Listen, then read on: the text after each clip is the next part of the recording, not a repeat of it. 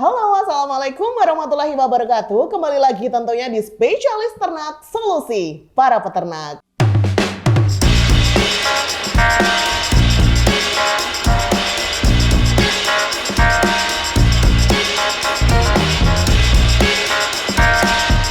Kembali lagi tentunya bersama El Ili Teata. Di edisi hari ini kita akan membahas tema tentang pencernaan. Apakah pencernaan itu mempengaruhi performa dan juga produksi pada ayam?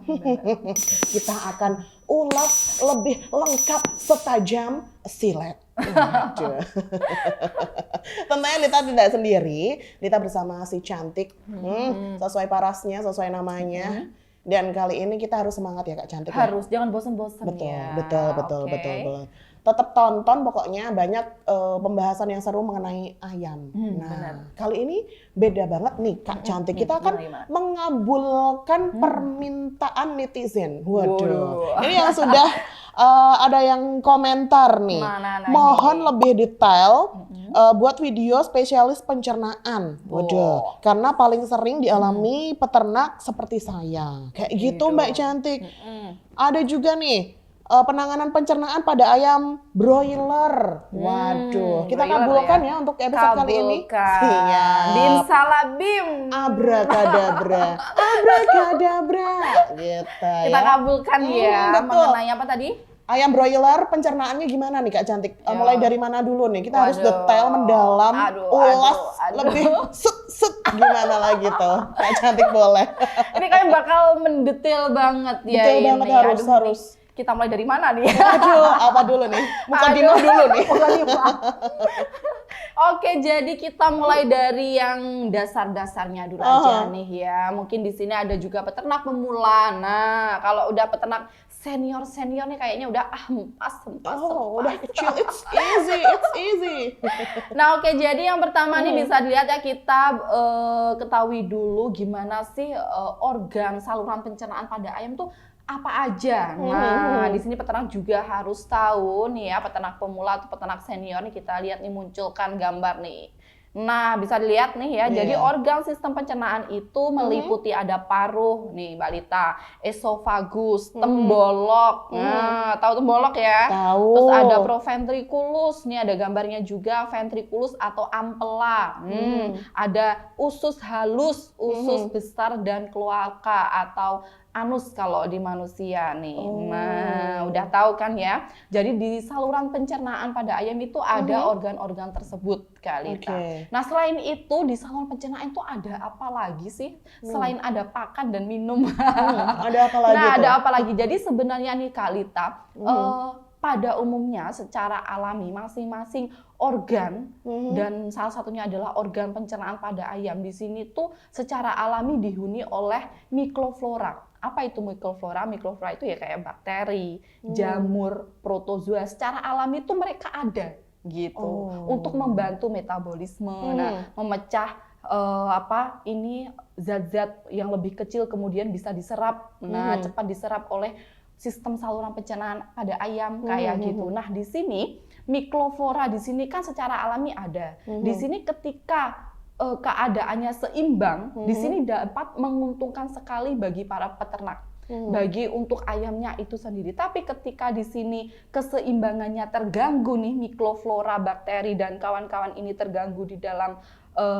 organ pencernaan ayam, ini dapat merugikan. Merugikannya apa? Dia bisa merusak nih saluran pencernaan pada ayam. Nah, kenapa kok keseimbangannya ini bisa terganggu? Kenapa tuh? Salah satunya yaitu tadi mungkin terkena penyakit, kemudian kekebalan tubuhnya menurun. Nah, bisa jadi stres, bisa jadi pakan kayak gitu. Jadi sebenarnya pada saluran pencernaan pada ayam itu sebenarnya memang ada mikroflora itu tadi kayak gitu. Seperti itu ya Kak Cantik. Nah, kalau ini peternak memastikan ini baik-baik aja nih. Ini nggak baik-baik aja nih. Gimana tuh? Apakah harus peka nih? Apakah bisa peka? Harus. Jadi peternak, ini apakah saluran pencernaan pada ayam ini sehat gak sih? Karena gitu kan peternak ini harus gimana nih? Bedah, masa dibedah semua? Nggak mungkin. Kalau saluran pencernaan pada ayam pasti di sini berhubungan dengan kotoran. Nah, bener gak? Ya nggak? Saluran pencernaan pada ayam kan pasti yang dibuang apa sih oleh tubuh untuk melewati saluran pencernaan pada ayam? Yaitu tadi kotoran. Berarti di sini peternak bisa mengamati ayam broiler saluran pencernaan ini sehat atau enggak. Ini salah satunya bisa diamati lewat kotoran atau fesesnya itu, Mbak Lita. Nah, kotorannya gini, misal ini ada kasus kotorannya itu masih berbentuk pakan. Jadi nggak terserap sebenarnya pernah ya kita bahas dulu ya. Nah, jadi kotorannya itu masih bentuk jagung, masih bentuk ada pornya, nah masih ada warna kuningnya. Kok berarti kan di sini kotorannya kan tidak diserap dengan sempurna, bener nggak? Jadi peternak kasih makan tapi pakannya keluar gitu aja kan rugi juga dong gitu, nggak jadi daging kan gitu, nggak bener ya? Nggak diserap nutrisinya oleh ayam. Nah kayak gitu, berarti kan di sini ada masalah tuh di saluran pencernaan, bener nggak? Baik. Terus bisa nih, biasanya kan Kak Lita nih kan pasti punya ayam kan di rumah, punya nggak? Ada yang di kulkas. Biasanya ayam kampung deh, nggak jauh-jauh dari ayam broiler. Biasanya pernah nggak sih Kak Lita lihat kok kotorannya warnanya beda-beda ya? Nah, tahu nggak ya?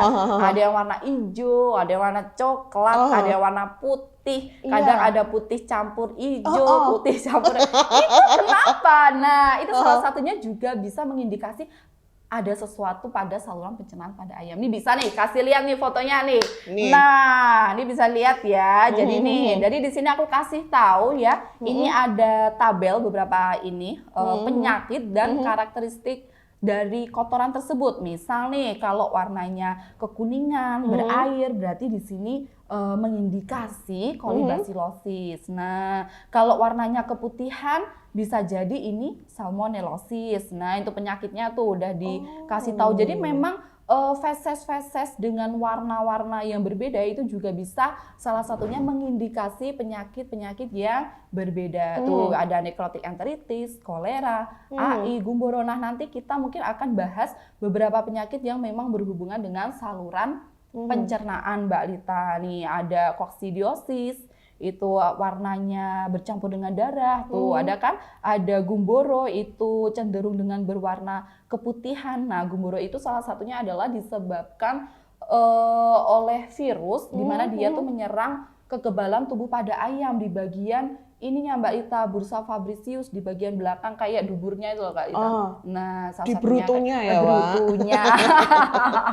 Kayak gitu, Kak Lita. Jadi memang peternak bisa salah satunya tanpa melakukan bedah pada ayam ini bisa mengamati pada kotorannya, apakah di sini saluran pencernaannya sehat atau enggak, kayak gitu. Soalnya kalau di logika kan makannya sama semuanya tuh. Kok kotorannya beda-beda warnanya? Itu perlu dicurigai. Perlu dicurigai, apalagi dengan ini bareng-bareng atau serempak. Wah, ini kok banyak yang gini, kan berarti perlu dicurigai. Oh, betul. Gitu. Ya, kita harus sepeka mungkin terhadap ayam ya, Besti. Harus peka. Terus ini Mbak Cantik, faktornya lagi apakah ternyata ini maemnya tuh sama aja.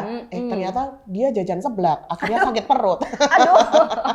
Ini tuh faktornya apa aja? Apakah sama kayak kita manusia, Mbak Cantik? Jadi ya yang namanya saluran pencernaan pada ayam, pastikan di sini kan berhubungan dengan pakan yang paling utama, benar nggak? Iya. Dia berhubungan langsung dengan pakan dan minum. Berarti di sini faktor penyebabnya kenapa kok bisa jadi bermasalah, ya benar nggak? Pasti di sini adalah yang paling utama di sini adalah pakan dan air minumnya.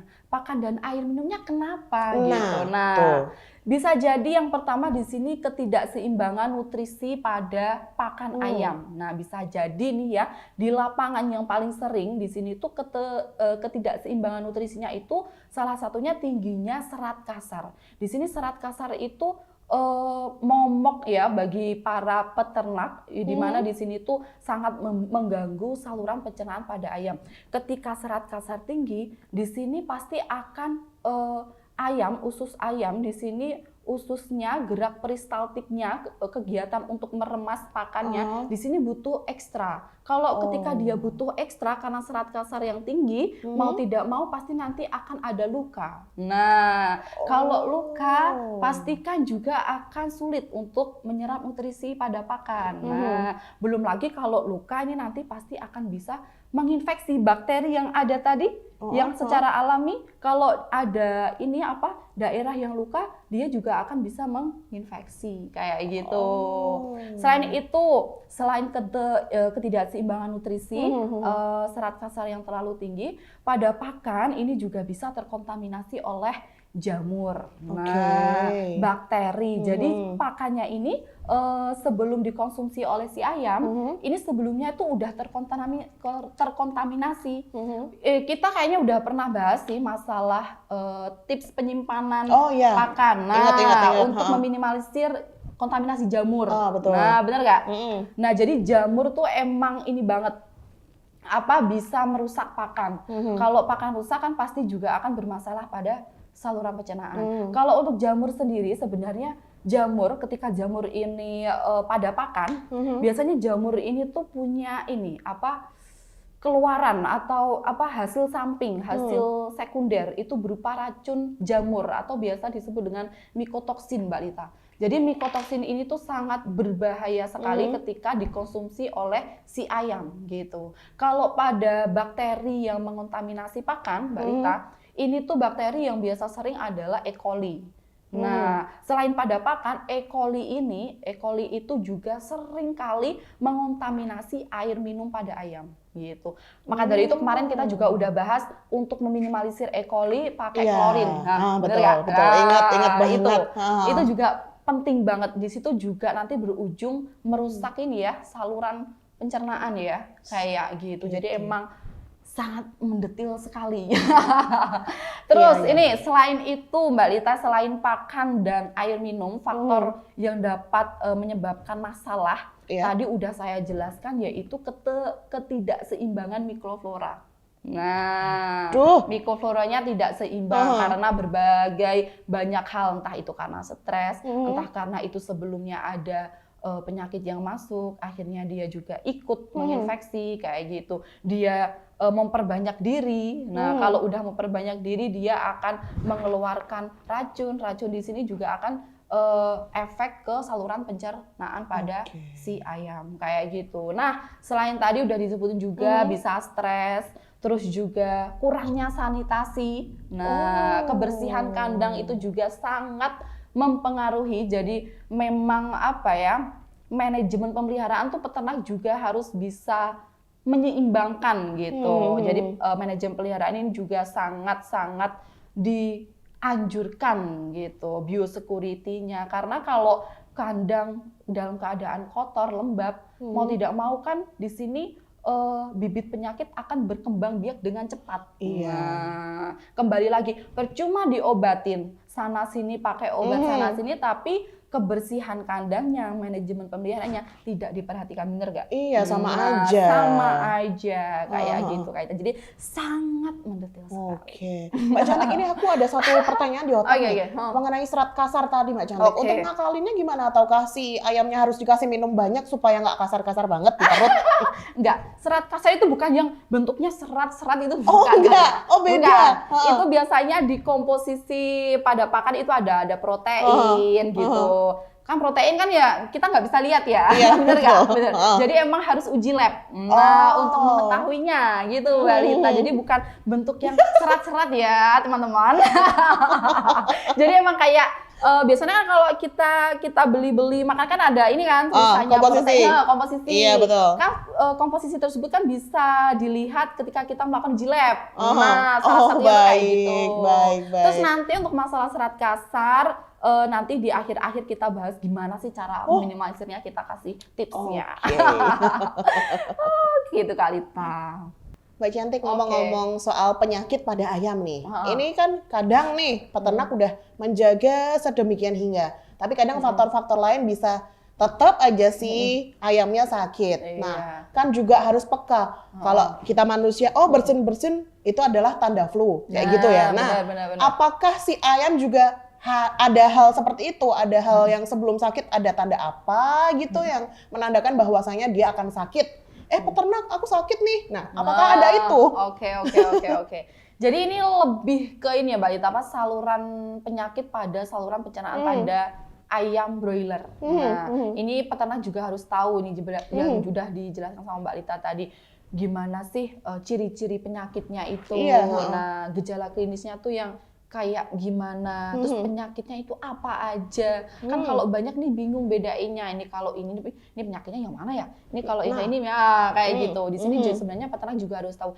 Tetapi sebenarnya kalau kita melihat secara langsung, terus kita melakukan bedah, ini sebenarnya tuh belum tentu 100% penyakitnya adalah tersebut kayak gitu Kalita. Jadi memang yang harus dilakukan para peternak yaitu untuk menjadikan ini 100% penyakitnya tuh ini, itu yaitu tetap yaitu melanjutkan uji lab yang paling bagus. Kayak kita sakit kan pasti akan diuji lab. Nah, kalau kita lihat ini, wah kan pasti panas kan, semua pada gejala klinis, semua sakit kan pasti ada panasnya, bener nggak? Tapi untuk meyakinkannya kan kita uji lab, bener nggak? Sebenarnya si ayam kayak gitu, si ayam juga kayak gitu juga. Tapi di sini peternak buat wawasan aja, ya. Oh ciri-cirinya tuh kayak gini, gini. Setidaknya peternak tahu lah, gitu ya. Oke, jadi langsung aja nih ya, aku kasih grafik, ini ada grafik penyakit. Nah, ini grafiknya muncul ya nih ya. Berikut adalah grafik ranking penyakit ayam broiler nasional nih Mbak Lita. Mulai tahun 2019 sampai tahun 2022, ini ada grafiknya nih, bisa dilihat ya. Nah, ini tuh datanya dari Medion. Nah, ini dari PT Medion. Terima kasih ya sudah memberikannya kemarin waktu di acara webinar. Nah, ini yang peringkat pertama, ini ada CRD. Nah, CRD itu adalah penyakit pernafasan, Kak Lita. Nah, terus disusul nih ranking kedua ada CRD kompleks. Jadi CRD kompleks ini penyakit pernafasan tapi berkomplikasi dengan penyakit E. coli tadi. Nah, terus ini yang ranking ketiga ada kolibasilosis. Ini menyerang sistem pencernaan. Tadi yang udah kita bahas nih pada air minum, bener nggak? Terus ini yang nomor 4 ada koksidiosis. Di sini juga menyerang saluran pencernaan. Disusul peringkat 5 secara nasional ada penyakit gumboro. Di sini menyerang sistem kekebalan tubuh, tepatnya di bursa Fabricius, dekatnya kloaka, dubur, apa itu tadi brutu. Nah, peringkat ke-6 ada koriza, yaitu penyakit yang menyerang sistem respirasi atau pernafasan pada ayam. Dan peringkat ke-7 secara nasional penyakit ayam broiler, itu ada necrotic enteritis. Ini adalah radang usus. Nah, jelas ini menyerang saluran pencernaan pada ayam. Jadi kalau kita tarik kesimpulan nih teman-teman, 3 peringkat tertinggi saluran pencernaan pada ayam. Di sini yang pertama ada kolibasilosis, yang kedua ada koksidiosis, dan yang ketiga adalah necrotic enteritis, yaitu radang usus pada ayam yang nantinya kita bahas satu per satu. Wow. Oke, jadi nih Mbak Lita tadi kan udah kita sampaikan bahwa tadi ada penyakit kolibasilosis, ya benar nggak? Terus ada koksidiosis dan NE. Yang nantinya pasti kita bahas satu persatu, kita kupas satu persatu. Yang pertama kita bahas yang kolibasilosis. Jadi coli ini tuh disebabkan sesuai dengan namanya, disebabkan oleh E. coli, di mana dia tuh flora normal, bakteri normal yang ada di dalam saluran pencernaan, di mana dia ketika populasinya meningkat karena faktor penyebab tertentu, di sini juga dapat mengakibatkan penyakit gitu, dapat mengganggu, merusak saluran pencernaan pada si ayam. Di mana kolibasilosis di sini tuh dapat ditularkan melalui tadi yang pertama nih, yang paling utama adalah air minum. Terus disekam, di liter, di kotoran, feses, nah itu juga bisa di udara. Itu juga bisa ketika kotoran. Nah, ketika kotoran ini bercampur dengan E. coli, ketika kotorannya ini kering, berdebu. Nah, di mana di sini debunya ini juga bisa mengandung E. coli. Ketika kena angin, nah dia di udara, dihirup oleh ayam, ini juga bisa menginfeksi. Nah, kayak gitu. Jadi memang seperti itu rangkaiannya kayak gitu. Nah, selain itu nih bisa dilihat nih ya, ciri-ciri penyakit E. coli itu seperti apa sih Kak Lita? Nah, ini ciri-cirinya yang pertama pasti di sini kalau kita lihat secara langsung si ayam akan terlihat lesu gitu, lemah, diem aja di pojokan. Nah, lainnya pada jalan-jalan lari-lari ya, gak terbang sana sini ngobrol sosialita ya. Dia di pojokan. Nah, overthinking dia.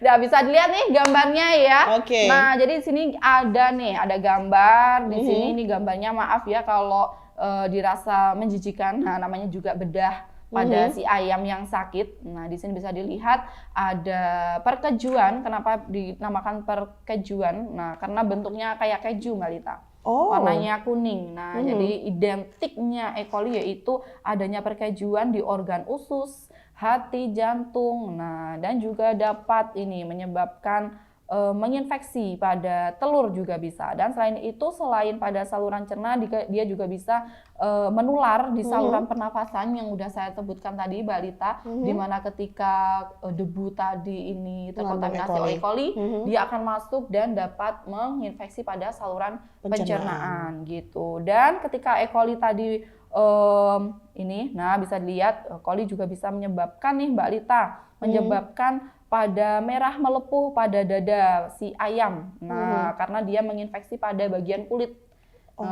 Kalau dilihat ayamnya secara langsung, dia tidak terlihat. Dia tidak terlihat adanya memar pada si dada. Tapi ketika dia udah disembelih, udah jadi karkas, jadi daging, di sini dadanya akan terlihat memerah dan melepuh. Kalau dijual, pasti juga akan menurunkan harganya. Kayak gitu. Kayak sedetil itu kali. Tapi kalau dimakan nggak apa-apa? Kalau dimakan nggak apa, selain yang terpenting di sini harus dimasak. Nah, kembali lagi harus dimasak dengan suhu yang cukup tinggi dan lama gitu, untuk mematikan mikroflora tersebut, Kak Rita. Dan yang paling penting biasanya itu dia juga bisa dilihat nih ciri-cirinya di usus. Nah, di usus nih bisa dilihat nih ya, kayak gini nih. Nah, kayak gitu, Kak Rita. Jadi memang ciri-cirinya itu selain dilihat secara langsung pasti kurang memuaskan, pasti di sini peternak atau petugas kesehatan akan melakukan bedah pada ayam yang sakit dan pada ayam yang sehat untuk dibandingkan gitu, Kak Lita. Terus nih ya selanjutnya yang kedua ada koksidiosis. Nah, koksidiosis ini disebabkan bukan dari bakteri atau juga bukan dari virus, bukan dari jamur, tapi dari yang namanya protozoa. Nah, jadi di sini genusnya dari Eimeria. Nah, dia ini biasa disebut dengan berak darah karena memang ciri-cirinya itu di kotorannya ada darahnya gitu.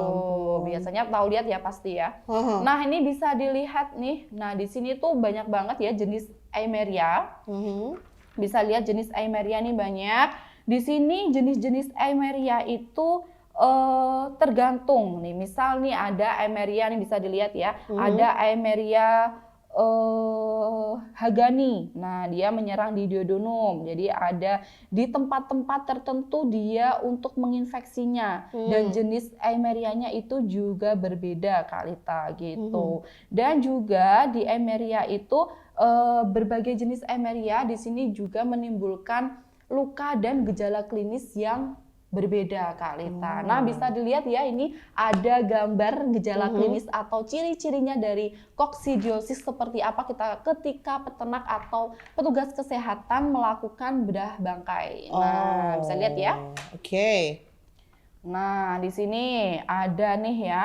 Ini di beberapa gejala klinis. Di sini ada perubahan organ tubuh akibat koksidiosis. Yang pertama, ayam terlihat lesu dan mengantuk. Nah, tapi di sini belum tentu koksidiosis. Nah, soalnya biasanya banyak banget si ayam-ayam yang memang banyak mengantuk. Mungkin karena begadang kali ya. Terus ini bisa dilihat lagi nih, yang paling mendominasi bisa dikatakan koksidiosis adalah ketika adanya berak darah, Kak Lita. Ini juga ada nih, jadi bercampur darah. Terus selain itu juga ada peradangan pada usus halus diserai dengan nekrosa atau bintil-bintil berisi ookista. Jadi ookista itu bukan disebut telur ya, tapi salah satu di mana fase yang sangat parasit dari protozoa tersebut. Terus juga ada nih yang paling sering dia itu menginfeksi pada peradangan pada usus buntu. Bisa dilihat ya, usus buntunya di sini meradang, warnanya merah, jadi cenderung banget dia disebut koksidia. Terus selain itu, ini juga ada radang pada usus halus dan usus besar akibat koksidiosis dan isi usus itu biasanya berwarna merah karena memang mengandung adanya darah kayak gitu, Mbak Lita. Tuh kan lengkap banget kan? Ngeri ya.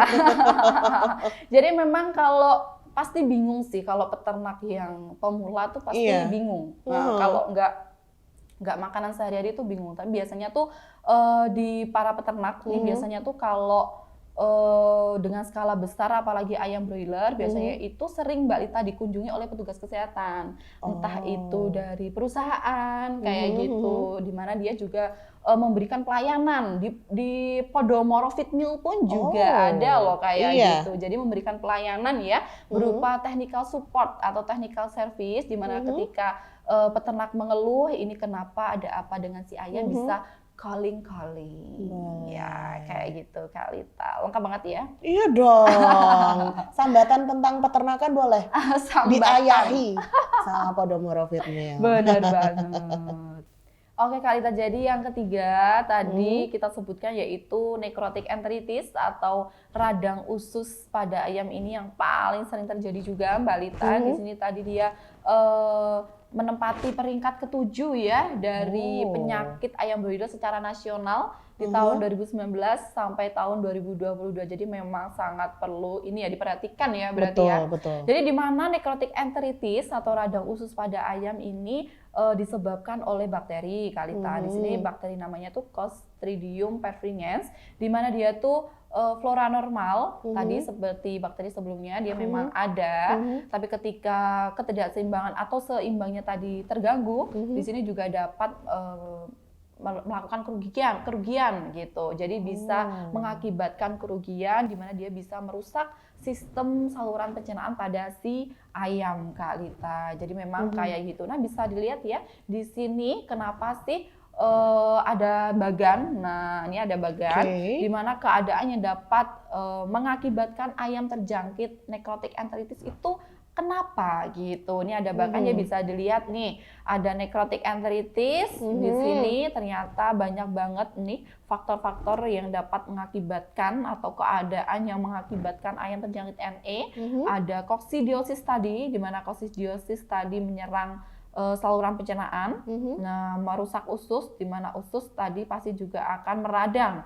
Nah di sini juga akan menimbulkan di mana populasi bakteri Clostridium perfringens ini juga akan meningkat. Kalau dia meningkat, maka dapat menyebabkan necrotic enteritis. Terus selain itu juga bisa disebabkan oleh pakan. Nah, ini pakannya juga tadi serat kasar yang terlalu tinggi atau pergantian yang mendadak. Nah, terus bisa nih protein kasar yang tinggi, kepadatannya tinggi dan juga nih liter. Nah, liternya basah. Nah, liternya basah ini juga bisa menyebabkan radang usus. Kenapa kok bisa liter basah? Mungkin karena kebocoran air, konsumsi air yang tinggi, ventilasinya buruk, di mana ketika liter basah dimakan nih, nah dikonsumsi oleh si ayam ini juga bisa menyebabkan kerusakan usus. Nah, jadi memang sedetail itu Kak Lita. Nah, jadi faktor penyebabnya tadi ya, tadi udah disebutkan tadi ya, banyak banget di bagian bisa di screenshot. Bisa di screenshot. Terus selain itu yang paling penting tuh ini pakan yang tadi kita sebutkan, serat kasar yang tinggi. Nah, itu nanti kita kasih tips lah ya. Terus untuk ciri-cirinya yang paling sering terjadi ketika dilakukan bedah bangkai pada si usus, sebelum ususnya dibelah lagi, kalau kita lihat nih usus yang masih ini gilik gitu, di sini tuh ada gelembungnya biasanya, ada gelembung kas. Ini salah satu bentuk dari hasil Clostridium perfringens tadi. Itu yang paling sering bisa dilihat oleh para peternak. Kalau udah dibelah, ini bisa dilihat nih ya gambarnya. Nah, di mana penebalan dalam usus terlihat kasar dan tebal seperti handuk Kak Lita. Ini dokumennya dari Medion. Terima kasih Medion. Nah, ini bisa dilihat ya. Waduh, detail sekali ya penjelasan Kak Cantik ini. Mbak Cantik, itu tadi kan banyak tuh yang penyakit yang mengerikan sih kalau didengar. Tapi kalau peternak supaya nggak ingin si ayamnya tuh sakit seperti itu, ada tipsnya nggak nih Mbak Cantik? Waduh, tips sesuai janji tadi ya. Iya. Oke, jadi kalau untuk tipsnya nih, yang pertama kalau saluran pencernaan kan berhubungan dengan pakan, udah kita sebutkan tadi. Iya. Berarti di sini tipsnya tuh harus memperbaiki kualitas pakannya.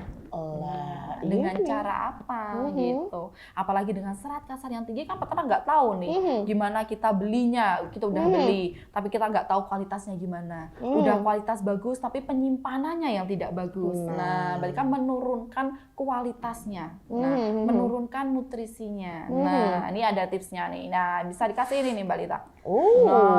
Apa tuh? Zimak. Nah, Zimax. ada enzim maksimal. Di sini ada Zimak Plus dan Zimak. Nah, ini ada Zimak nih Mbak Lita, bisa dibaca nih. Ini indikasinya apa aja nih, lengkap banget nih. Ini produk kita nih ya. Nah, ini bisa membantu pencernaan dari karbohidratnya. Tuh, dapat memperbaiki pertumbuhan dan performance unggas. Wah, efisien dalam memperbaiki mutu pakan. Tuh, juga memaksimalkan penyerapan serat kasar pada pakan. Tuh, juga bisa untuk memperbaiki liter, mengurangi limbah dan populasi. Polusi. Dan polusi, sorry ya Allah. Ya, keren banget ya ini ya Kalita ya. Harganya ekonomis juga. Nanti kita bisik-bisik aja. Boleh.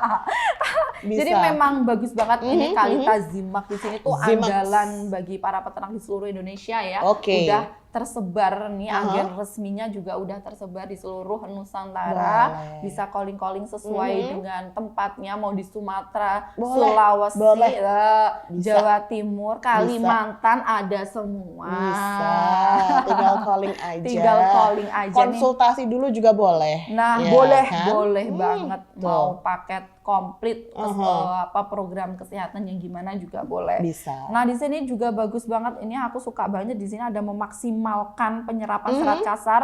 Di sini juga ada memperbaiki mutu pakan. Kita nggak tahu kualitas pakannya gimana, tapi kalau kita kasih Zimak ini pasti hasilnya juga akan bagus. Karena Zimak ini tuh adalah beberapa enzim. Jadi nggak cuma enzimnya satu, tapi memang beberapa banyak enzim yang memang dibutuhkan oleh si unggas gitu. Selain unggas ini juga bisa untuk sapi, itu kan bisa. Ini untuk si kambing, ini juga bisa. Nih, kuda itu juga. Kuda juga bisa. Dan dosisnya itu juga udah tertera. Jangan lupa untuk kalau memakai produk itu sesuai dosis pada kemasan. Gitu Kalita. Ini dalam satu kemasan ini sekitar 1 kilo lah ya. Jadi memang komplit sih ini keren banget. Selain bisa untuk memperbaiki pakan, performa juga bisa meminimalisir polusi tadi. Kenapa polusinya bisa? Karena kotorannya tidak basah. Karena bagus sistem saluran pencernaannya, pakannya juga bagus. Kalau kotoran tidak basah, kan liternya juga akan tidak basah gitu. Jadi polusinya juga akan berkurang kayak gitu Kak Rita. Terus selain itu Kak Rita, tips yang kedua yaitu ini menjaga kualitas air minum. Udah kita sebutkan di episode sebelumnya. Ada boleh. Ada kan pakai klorin tuh. Terus kalau misal ada petugas kesehatan yang berkunjung ke kandang, biasanya Kalita minta labkan air minumnya gitu, apakah ada mengandung E. coli atau tidak, kayak gitu. Terus juga bisa meminimalkan stres. Nah, stres juga penting ya. Salah satunya ini memperhatikan manajemen pemeliharaannya, kayak gitu. Memberikan vitamin, multivitamin banyak banget di lapangan. Bisa pilih sesuai kemampuan para peternak gitu. Itu juga menangani liter atau sekam, tadi penting banget kalau liternya atau sekamnya basah dikonsumsi sama si ayam takutnya merusak usus gitu. Jadi kalau udah dilihat nih sekamnya nih dalam kandang, wah banyak yang menggumpal gitu. Menggumpal karena entah basah karena air minum atau karena kebocoran air. Berarti segera dipilah. Yang gumpal-gumpal nih harus segera dikeluarkan gitu. Terus diganti dengan yang baru gitu supaya tetap kering gitu Kalita. Kalau misal belum waktunya dibuang, misalnya basah, kalau bawahnya masih kering bisa dibalik aja gitu. Terus selain itu juga bisa melakukan desinfeksi kandang. Kita sebelumnya juga bisa bahas nih episode sebelumnya, istirahat kandang itu penting banget. Nah, masih ingat ya Mbak Lita ya? Karena istirahat kandang minimal itu 2 minggu Iya. setelah kandang Bersih. Nah, ingat ya Mbak Lita? Ingat. Keren. Nah, istirahat kandang juga bisa nih, sebelumnya kita udah bahas pakai triple kill Medicep. Nah, lengkap banget nih. Nah, kita sebelumnya juga udah jelasin ini ya Mbak Lita ya. Terus selain itu juga bisa melakukan pengobatan Kak Lita, pengobatan sesuai dengan diagnosanya tadi. Diagnosanya tuh apakah penyakitnya ini menuju ke coli atau menuju ke koksi atau ke NE, ini juga bisa dilihat nih Kak Lita, bisa diambil satu nih. Biasanya andalan peternak tuh yang terapi ini sih, yang terapi sama One Solution. Nah, ini Mbak Lita ambil yang One Solution nih. Wait. Nah, yang terapi ini tuh soalnya buat koksi. Ini penting banget sih kalau yang ini. Ini di pasaran juga banyak. Nih ya, ada macemnya. Ada apa lagi nih? Ada amoksitin. Ini buat coli basilosis. Ini ada amoxicillin trihidrate. Tuh, kan lengkap. Ini dilihat indikasinya aja. Indikasinya ini ada koksi. Itu ada apa lagi sih Mbak di situ? Ada apa nih? Ini memperbaiki apa ini? Ada yang memperkuat titer, antibodi, kekebalan tubuh, antioksidannya. Tuh kan, banyak lagi nih. Bisa mempercepat penyembuhan pada saluran pernapasan dan pencernaan. Langsung 2. Oh iya, ini kalau ada masalah pada pernapasan dan juga pencernaannya si ayam, ini solusinya. One Solution. Ini yang paling banyak dicari oleh para peternak nih, yang ini nih, soalnya ini include semuanya ya Wak? Include. Tapi kalau harga ini termasuk ini ya, kurang menjangkau. Soalnya paling tinggi di antara yang ini. Istilah Jawane rego nggawa rupa. Bener banget. Mahal dikit nggak apa-apa, tapi manfaatnya lebih banyak. Manfaatnya luar biasa kalau yang ini sih. Ini udah tersebar juga di seluruh Nusantara ini Mbak Lita. Jadi memang komplit ya. Ini juga banyak nih produk-produknya, bisa dicari di pasaran atau pesen ke kita calling juga. Aja. Bisa. Tinggal calling langsung kirim. Duduk di tempat santai-santai aja, produknya udah datang sendiri. Bener. Boleh langsung komen di bawah, Mbak aku pesan 5 box. Wah, boleh. Waduh. Amin. Amin. Nah, ini seru banget ya pembahasan kita pada hari ini. Episode kali ini tuh banyak sekali ilmu-ilmu yang Lita dapat khususnya ya. Dan juga ending nih Kak. Terakhir nih, ada nggak 1 patah, 2 patah kata? Waduh, 1 patah, 2 patah kata. Kalau untuk pesannya sih lebih baik mencegah, ya bener nggak, daripada mengobati. Betul. Bener nggak? Ini berhubungan dengan penyakit, kita harus bisa mencegah. Kalau kita mengobati, pasti juga akan mengeluarkan banyak biaya. Nah, di sini untuk mengganti AGP, karena waktu tahun 2018 AGP diberhentikan, jadi alternatifnya bisa memakai ZIMAK, bisa memakai enzim. Nah, karena di sini enzim sangat paket komplit sekali untuk mencegah hal-hal yang tidak diinginkan. Kayak gitu. Seperti itu. Thank you ya Kak ilmunya. Semoga bermanfaat, pastinya bermanfaat sekali untuk semuanya ya. Itu aja dari kami. Thank you udah stay. Jangan lupa like, comment, subscribe, dan sebarluaskan ke seluruh teman-teman kamu di seluruh dunia. Akhir kata Lita dan juga Mbak Cantik pamit. Wassalamualaikum warahmatullahi wabarakatuh. Tetap di Spesialis Ternak, solusi para peternak.